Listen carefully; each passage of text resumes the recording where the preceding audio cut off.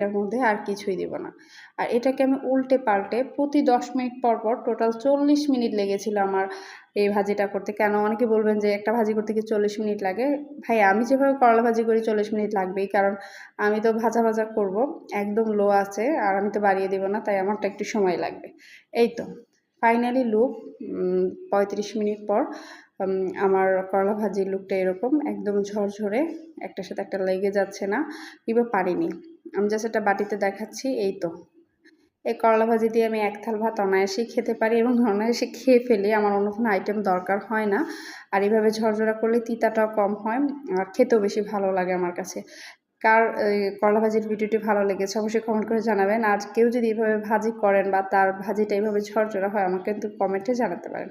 এই তো আমি আমার ভাতটা রেডি করে ফেললাম, আমি সেহরিতে এটা দিয়ে খাবো। তো ভিডিওটি কেমন লাগলো অবশ্যই কমেন্ট করে জানাবেন।